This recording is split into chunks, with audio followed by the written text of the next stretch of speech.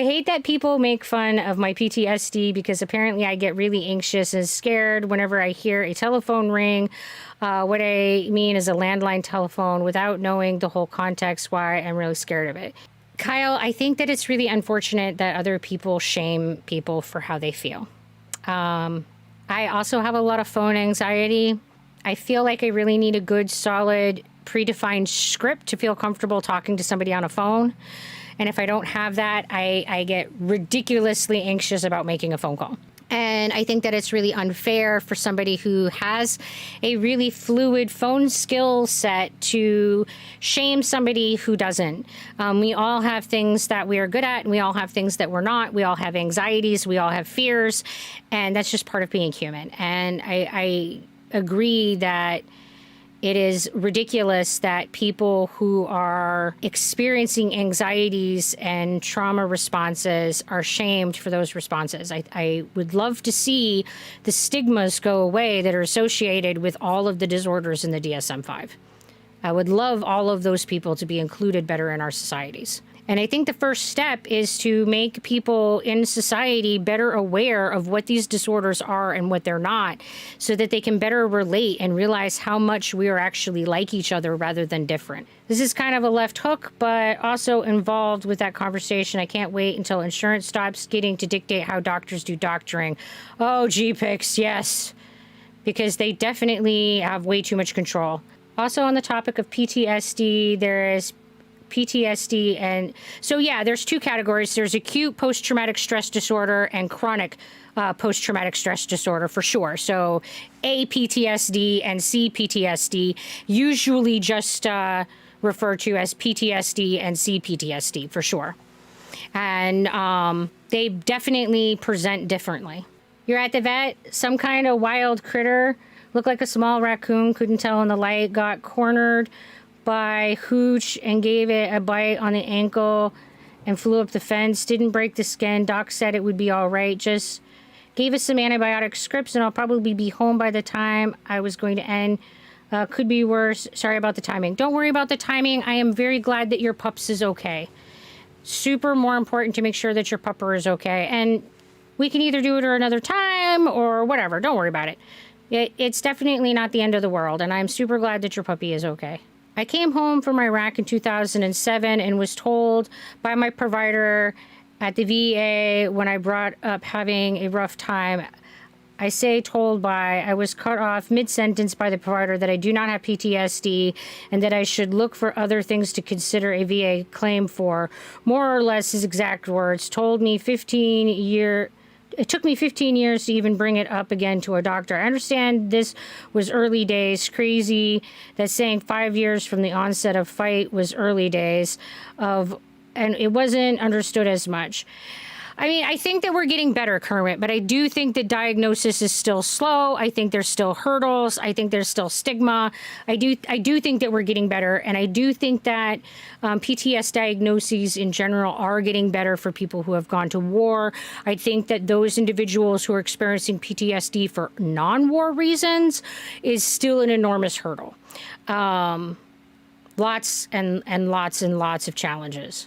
I don't want to disclose what's the context of my PTSD because maybe it is kind of not appropriate to put here, but only one phone call made a really bad mark on my mind and it keeps haunting me.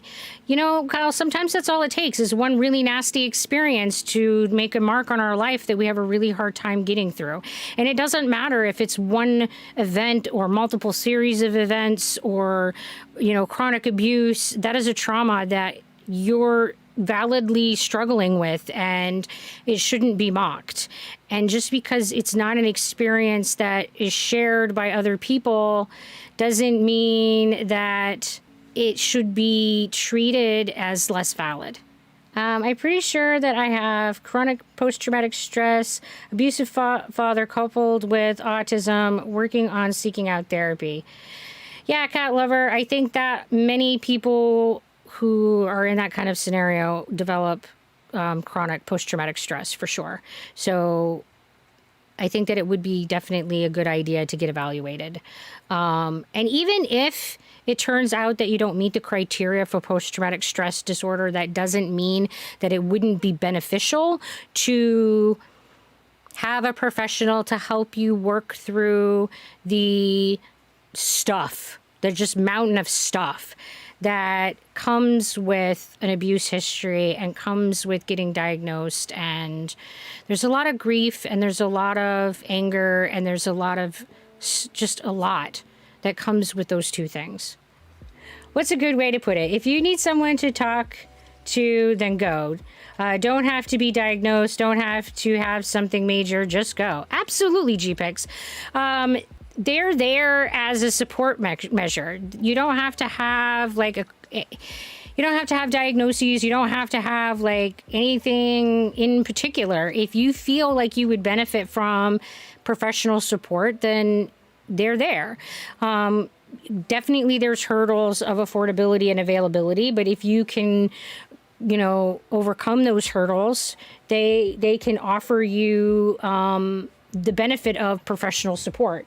Working through it all sucks, and it's really hard work, but it can be very much worth it in the end. I agree, Ms. Roch, and it takes years. I think that's the other thing that people don't really understand, is that working through an abusive history and a diagnosis that changes your identity and how you perceive yourself, especially if it comes later in life, it takes time. It takes years to process and reevaluate and work through all the implications.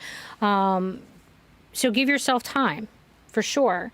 And I think that sometimes in America, we have what I like to refer to as fast food culture, where we want a really quick fix and we want things immediately. And I fall victim to this too. Like, even though I know that healthcare and medicine doesn't work this way, I still often get frustrated with how long recovery can take. Also, people make fun of me due to my hearing problems, which is my hearing hypersensitivity, which is where my hearing is really sensitive. Like, I remember back then, one of my ex-friends smacked the floor really hard just to make a really loud sound, just to make fun of me, suffer from it. And when I got really mad, I said to him, "You won't enjoy it. You wouldn't enjoy it if you was," yeah. And I think that that is sadistic behavior, and I don't think that people recognize it for what it is. Absolutely, Kyle. It's not appropriate, and I'm glad to hear that they're your ex-friend. And I think that we need to call people out on being sadistic. If you say that this is painful for me and this causes me harm and someone continues to do it, it is not okay. It is abusive. It's sadistic. It is not okay. It means that they enjoy, on some level, seeing you suffer. Like, how else do you rationalize it? It's either that or they're putting their needs on top of yours and they're not valuing you. They either devalue you or they enjoy watching you suffer. In either case, it's not okay and it's not good and it's not a relationship that you want to be a part of. So if somebody knows that this thing bothers you and causes you pain and causes you suffering and they keep pushing that button, they really shouldn't be in your life. So I'm very glad to hear X. What? I can't have a bionic suit or a super pill to make me like I was a young buck again? Darn. I wish, GPICs. I wish there were like bionic suits that would make me like walk around without any like dysfunction. I kind of went through some stuff that I would rather not mention here, but it certainly isn't something that I would be proud of. It sure left a mark on me. Sadly, I wasn't able to choose at the time. And I hope that one day I will be able to look at myself in the mirror and think of myself as someone isn't a monster. Wish best to everyone going through this shit. Okay, Danton, so I can speak to this because I have also gone through this. As a young person, I was pretty awful. I was very angry. I was hurting. I didn't have good tools. I was taught spite is right. I was taught that being strong and dominating is the way that you got through the world successfully. So I did that. And I was absolutely a fucking bully. And I hurt other people a lot when I was a young person because that's how I was taught to behave. And when I was somewhere around 15, 16, I made the decision that I didn't want to be that person anymore. And that is all we can do. We can decide that we don't want to be we don't want to do that, and that we're going to be somebody else and we're going to be something different. And we have to acknowledge that we can only do the best that we can in the situation that we were in. And oftentimes circumstances put us in situations where we're not taught better and we don't know better. But when we are given knowledge and we are given exposure to different world sets and world views and experiences, then it does become our responsibility to internalize that and to grow and to become better people. So focus on every day becoming a better person, and focus on who you want to be tomorrow, and every day committing to trying to be that person.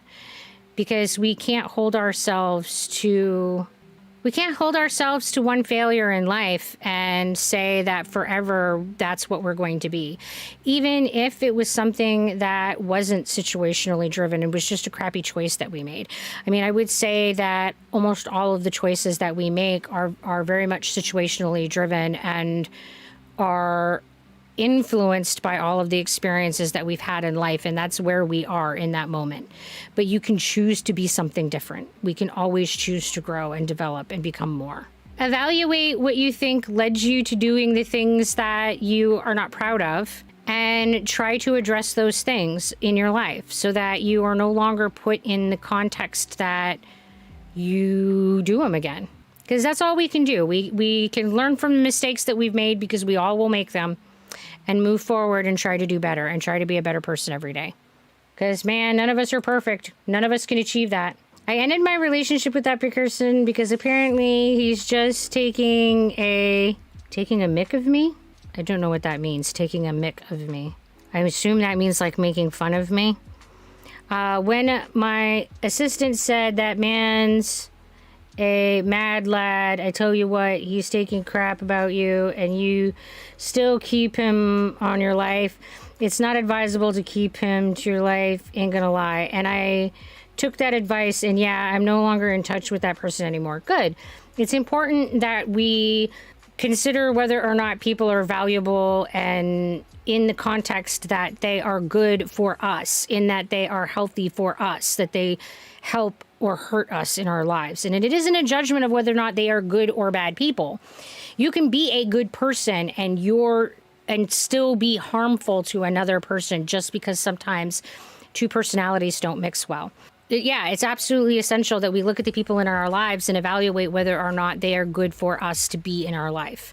Taking a mick is like the British term for taking a piss. For taking a piss? Okay, I don't know what that means either. That's like going to the bathroom to me, like taking a piss. Slang is so complicated, my poor brain. There is certainly no redemption for me at this point, but gray sounds good enough for me. Well, Danton, I would argue that there's nobody who is irredeemable.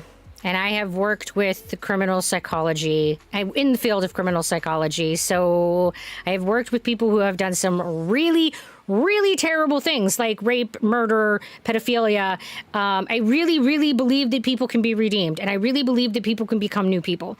That doesn't erase the bad things that you have done. But you can always choose to be a different person in the future. You don't have to commit to the path that you have chosen. You can be a different person. I really, truly, 100% believe that we have the power to change. As a person that was bullied during K to 12 years, I can solidly say if you are feeling guilt for how you acted, simply reaching out and apologizing to those that you hurt can be helpful. I had a few people do that, and while at the time I was still hurt and angry at them, I at least could respect them for owning up to it. Later on, as I thought on it, I really appreciated the fact that they tried. Yeah, so GPix, one of the things that I learned quickly as an adolescent is that moving forward meant trying to make amends. And yeah, I definitely, because when I tried to make that change, I was still around most of the people that I had bullied. So it did involve owning up to the behavior being inappropriate, and it did involve going to those people and saying, I was wrong and I'm sorry, and we don't have to have a friendship now. That's not what I'm looking for. I just want you to understand that I'm going to try to do better. And me asking them to call me out to tell me that what my behavior is not okay, because I was learning and I wasn't always sure where the lines were between bullying and not bullying, because I was new to all of that.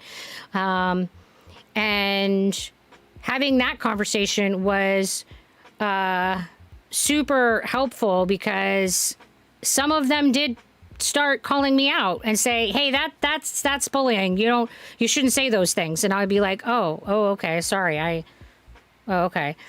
So yeah, I do think that there's value in having those conversations with people and trying to make amends. Absolutely. I know, Miss Raj. I know that you look at me and go, slang, what the? It really is a foreign language to me. Like, whew, not bathroom contents. Like, those British banters. I'm not British. I really don't know British banters. Not like literally urinating. It's like a typical conversational banter. Like, no, she is bad with American slang, let alone slang. Yeah, this is true. This is very true. I really struggle with like slang, and my brain tries really hard to take everything concretely.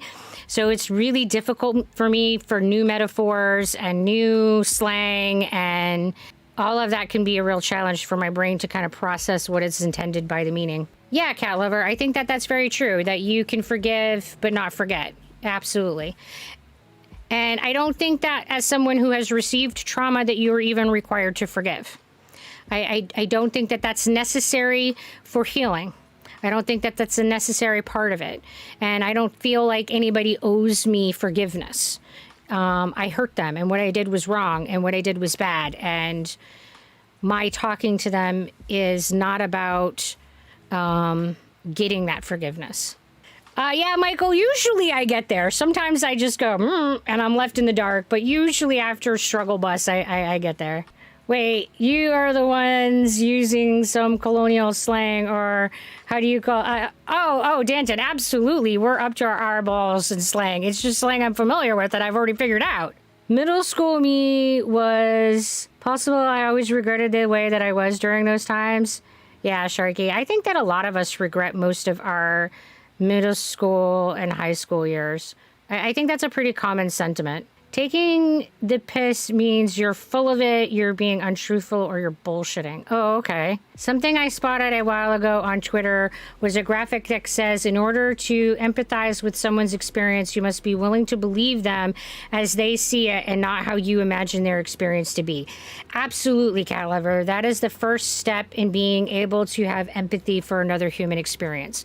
You have to be able to accept them at face value. You have to be able to say their experience is what their experience, how they tell me it is. And the challenge with that is that everybody's experience is different, so it can be very different than the experience that you've had. And B, that communication really limits, and language really limits our ability to express and describe the experiences that we have. So there's a language barrier that limits our ability to even make that connection, but there's also a experiential barrier that makes it difficult to go, so what would that be like? So yeah, if somebody tells me this is something they experienced as a person with this disorder, then the first step of empathy and the first step of understanding is to accept that as truth, period. Yeah. That's a requirement. I remember my school bully in high school in Italy. That time I got so fed up because he endlessly making me mad, and I was like, I'm going to stand up for myself today. So that time I was a lab rat, and I had my pet tarantula. So I took that tarantula's cage and stood up to bully, which is putting the spider on his body, and he got really scared, and he stopped bullying me after that event. Yeah, I mean, and it's unfortunate that you kind of often get put in a situation where you have to bully a bully in order for them to stop doing what they're doing. But that was often what it took for me as a bully to stop bullying somebody, was for them to kind of bully me back. And it's a really kind of a vicious cycle. And this is often how victims become victimizers, is when you look at this cycle of how do we stay safe? By victimizing other people. How do we prevent bullying? By bullying other people. And it's a really terrible thing that we teach our children in like, I don't know how we do better. I don't know how we break that society cycle. just learn, check. We have the most colorful language on the planet. If you are not being able to figure out how to say something, we are pretty open to neologisms. Yeah, Danton, I definitely think there are definitely other languages that may be more colorful, but I don't think that I will ever be able to learn another language. I've tried, and oh man, the struggle bus is real. Any tips for people who treat life as if there's no future? You're going to have to be more specific by what you mean by that, Shark. Like, they're so focused on now, they just don't want to acknowledge that the future exists, or they're fatalistic and negative and don't believe that there's any possibility that the future could be good. Like, what do you mean by no future? Like, it doesn't exist, it couldn't be good, like the second one, so that there's no potential goodness. Okay, so what I will always say to people is, do you believe in determinism? Do you believe in fate? Do you believe that the future is fixed and unchangeable? Most people will say no. I have not encountered many people who believe that the future is fixed and unchangeable. If you believe that the future can be changed and that the future can be affected by the choices that we make, then there is always the possibility that the future can be grand and beautiful, and that we affect that by the choices that we make today. It's always a possibility. As long as we have the power of choice and the power of change, there's the power of creating a world that is different than it currently is, and that is better than it currently is, regardless of what the current trajectory is. I have trauma from stuff that happened. I told my parents about how I needed therapy because of it. I was 12 at the time. They both told me that I needed to get over it. It took me a while to trust them with my feeling again. And then when I did trust them again, they told me to get over it. I haven't trusted them since. Other incidents have also happened to make me not trust them.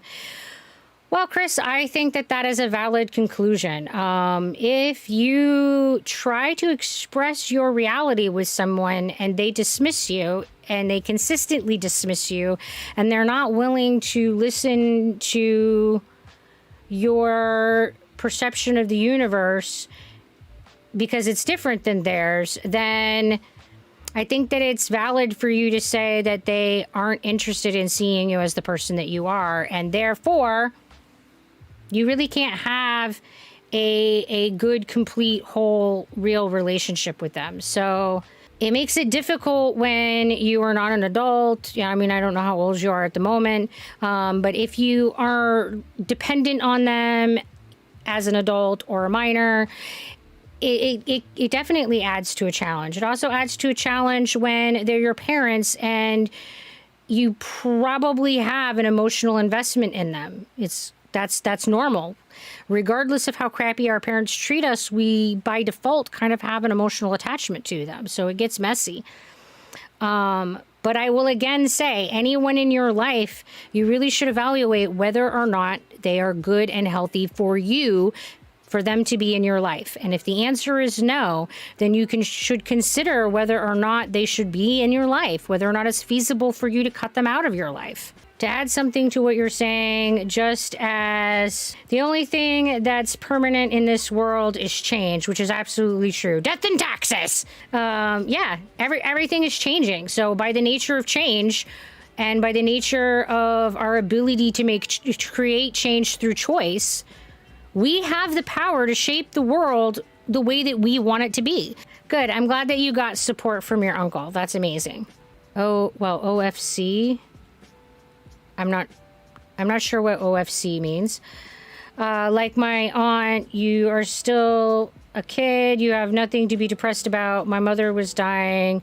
You emotionless bitch. Yeah, that's just like, that's awful. And I don't think that it matters what your age is. I think that's very dismissive. Every human being has emotions that are fully developed from the time that we're born. That's what research tells us. And that children feel things just as richly and fully and completely as adults do. We just aren't born with the skill set to regulate, evaluate, and best decide how to handle our emotions. Like, that's a skill that comes with social integration and practice. So those emotions are just as valid whether you are 2 or 22 or 200. It doesn't matter. And just because they share blood with you does not mean that you have to keep them as family. A found family can be just as valid and often more accepting. Absolutely, Mr. Roger. I completely agree that blood does not require you to have a relationship with someone. Going no contact sometimes is the best and healthiest way. And it might be limited contact. It's different for everybody. But yeah, them being related to you biologically does not entitle them to anything. Absolutely. I agree with that. Of course. Oh, okay. OFC is of course. Yeah. All right. So it looks like the poll is saying that we're kind of mixed diversity. So that's cool. That we've got about 30% who are both autistic ADHD and about 30% who are neurotypical, and then the other 30% are one or the other or different neurotypes. So that's kind of we're along the spectrum. That's awesome.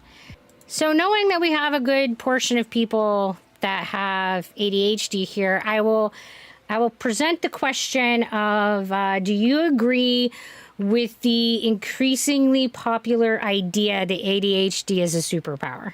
What do I think of the philosophical saying by Confucius, the man who moves a mountain begins by carrying small stones? Yeah, Kyle, I think that every great thing that we do in our lives can be and is broken down into small steps. We don't make great changes in life and society with one big fell swoop. We do it by making small changes over time. And those small changes over time cumulatively amount to the moving of a mountain. Chris DeFirst. I wish it was a superpower. According to some, it apparently can be, depending upon the profession or task, but it's one of those powers that can also cripple. I don't know, outside perspective looking in. Yeah, GPix, there's definitely a group of people, and it's great it's growing in popularity that ADHD that it's a superpower, that the skill set that comes with and the benefit that comes with ADHD makes us augmented humans, makes us better at a task of things. I always loved that saying when I was still teaching philosophy in college. Quite fun to know other people's understanding about it. And there are many other sayings that are very similar to it, like taking baby steps is the same idea as a man moves a mountain, begins by carrying small stones. It's the same idea. We don't accomplish great big things in big, great sweeping movements. We do it by taking on small tasks over time. And usually the greater the task, like moving a mountain, is small shovelfuls by lots of different people. So I think that the other thing that's valuable about considering it and comparing it to the moving of a mountain of dirt is that it often requires a community effort to create an enormous change. So when we're looking at systemic and society changes, it is absolutely akin to the moving of a mountain with little shovelfuls of dirt at a time. And I also really like the saying. I think that it's very good at visualizing what needs to be done. Chinese philosophy is really fun to learn. Reading books about Chinese philosophy is like unlocking your own true potential as a person. It is what it did to me. I personally think philosophy itself, regardless of the era and genre, is very powerful. It helps you think about thinking. It helps you think about your worldview. It helps you challenge your world beliefs. It helps you reevaluate your biases and stigmas. And it really helps you dig into the questions that are fundamental to your value sets. So I think philosophy is a incredibly valuable thing to study. So I personally will argue that ADHD is absolutely not a superpower. And here's my take on it. When we say superpower, it implies that person is beyond and greater than human and can do something that is beyond or better than human capacity, like flying or teleportation. These are things that are beyond any human capacity. I think that having ADHD is just like being neurotypical. There are things that we are really good at, and there are things that we were really not good at. And every human being has strengths and has weaknesses. And we're no different. It's just that when you have ADHD, there's a group of things that you tend to struggle with, and there are a group of things that you tend to excel in because of the way that your brain functions. And those are very different than the people who do not have ADHD. So I think that when we start saying we have a superpower, we're risking an arrogant language, and we're risking this putting ourselves above other people, when I think that the goal should be putting us equal with other people. So I don't like language that tries to shift the power dynamic rather than equalize the power dynamic. And I feel that language that tries to make it seem like people who are better than other people, whether that's the intention or not, I think that language that carries that kind of risk and weight is not helpful. And when we start talking about superpowers, it implies that there's a greatness and a betterness and a elevation above other people. And I really dislike language that is used that way.